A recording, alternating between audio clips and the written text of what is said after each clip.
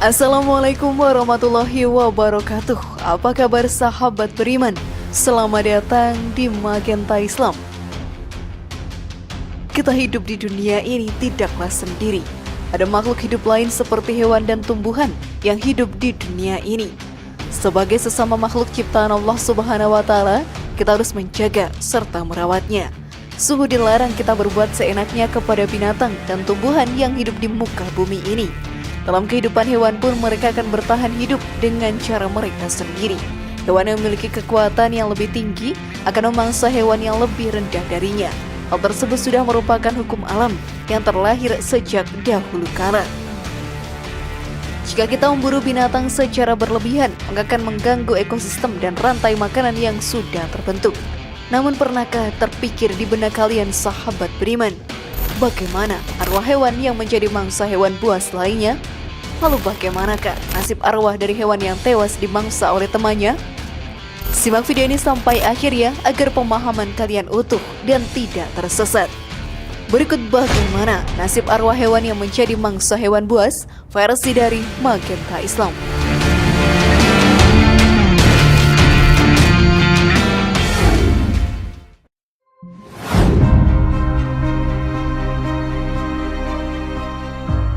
Nasib arwah hewan yang dimangsa hewan buas.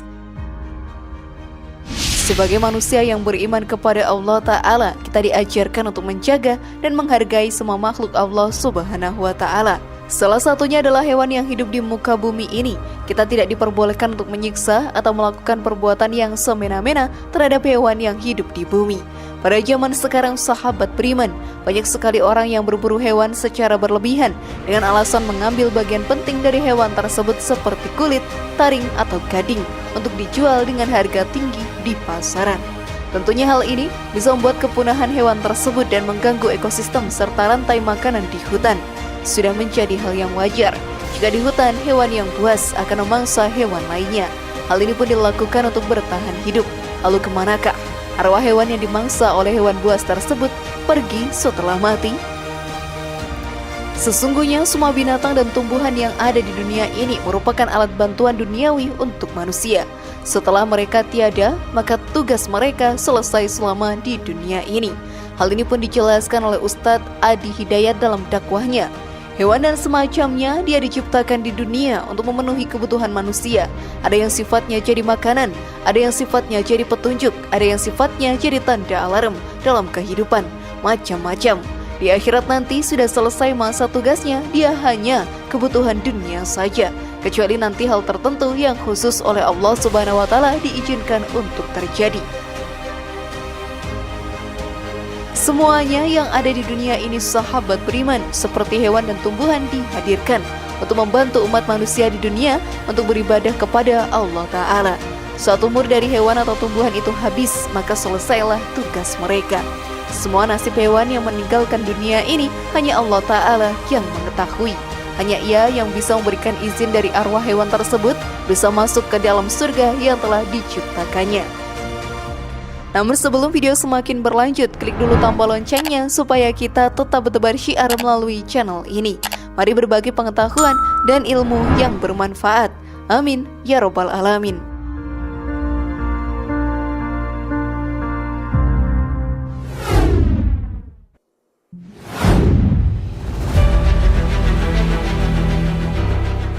Haram memakan hewan yang mati karena dimangsa oleh hewan buas. Dalam ajaran Islam, kita diperbolehkan untuk memakan daging hewan. Namun memang tidak semua hewan bisa kita makan. Ada beberapa kategori makanan yang diharamkan. Jika seperti itu, sebagai umat muslim yang beriman, jadi kita harus patuh dan tidak boleh melanggarnya.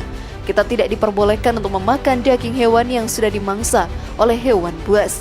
Namun daging tersebut boleh dimakan jika kita bisa menyembelihnya sesaat sebelum hewan yang dimaksa tersebut mati. Dalam Islam sendiri mengatur makanan yang halal maupun haram untuk dimakan. Hal ini pun dijelaskan dalam Al-Quran.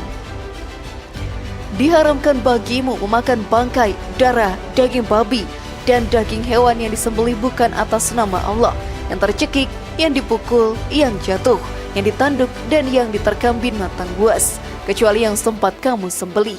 Dan diharamkan pula yang disembelih untuk berhala, dan diharamkan pula mengundi nasib dengan azlam atau anak panah. Karena itu suatu perbuatan fasik. Pada hari ini orang-orang kafir telah putus asa untuk mengalahkan agamamu. Sebab itu janganlah kamu takut kepada mereka, tetapi takutlah kepadaku. Pada hari ini telah aku sempurnakan agamamu untukmu, dan telah aku cukupkan nikmatku bagimu, dan telah aku ridhoi Islam sebagai agamamu. Tetapi barang siapa terpaksa karena lapar, bukan karena ingin berbuat dosa, maka sungguh Allah Maha Pengampun, Maha Penyayang. Quran Surat Al-Ma'idah ayat 3. Maka dari itu kita pun harus berhati-hati dalam memilih makanan, terutama untuk daging hewan yang akan kita sembelih. Sudah pahamkah kalian sahabat beriman?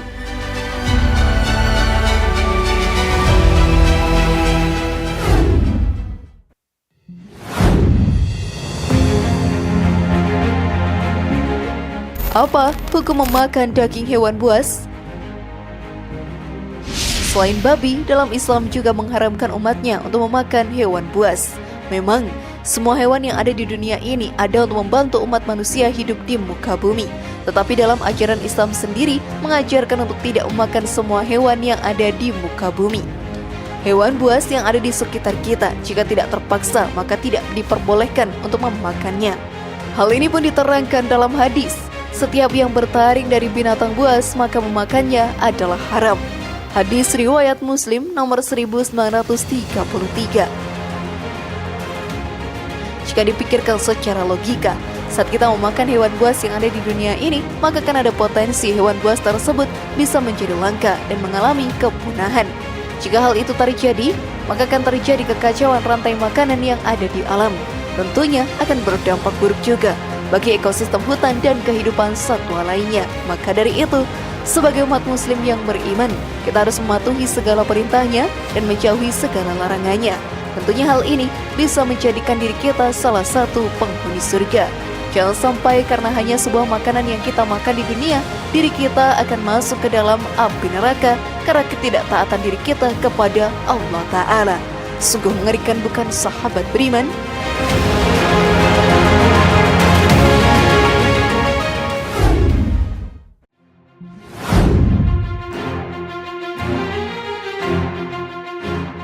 Inilah akibat memakan hewan buas. Beberapa daging hewan diharamkan untuk dimakan dalam ajaran Islam. Salah satunya adalah daging hewan buas. Memang banyak sekali makanan di zaman sekarang yang terbilang cukup ekstrim. Di beberapa negara memakan daging dari hewan buas sudah menjadi hal yang wajar. Walau begitu, sebagai umat muslim yang bertakwa kepada Allah Subhanahu wa Ta'ala, kita tidak boleh memakan daging tersebut apapun alasannya. Jika diri kita tetap memaksa untuk memakan makanan yang telah diharamkan oleh Allah Ta'ala, maka doa yang kita panjatkan pun akan sulit diijabah olehnya. Dalam hadis Rasulullah SAW menceritakan seorang pengembara yang sedang berdoa, "Wahai Tuhanku, wahai Tuhanku," padahal makanannya dari barang yang haram, minumannya dari yang haram, pakaiannya dari yang haram, dan diberi makan dari yang haram. Maka bagaimanakah Allah akan memperkenankan doanya? Hadis riwayat Muslim. Saat doa kita sulit diijabah, maka kita akan hidup dalam kesulitan. Hal itu akan dirasakan selama di dunia maupun di akhirat. Sungguh merugi, karena makanan kita akan merasakan begitu kesulitan yang luar biasa. Selain itu, neraka juga akan menjadi tempat bagi orang yang memakan makanan haram. Hal ini pun dijelaskan dalam hadis, "Wahai Ka'ab bin Ujrah, tidaklah daging manusia tumbuh dari barang yang haram, kecuali neraka lebih utama atasnya." Hadis riwayat At-Tirmizi. Maka dari itu, janganlah sesekali mencoba untuk memakan daging dari hewan buas yang sudah diharamkan.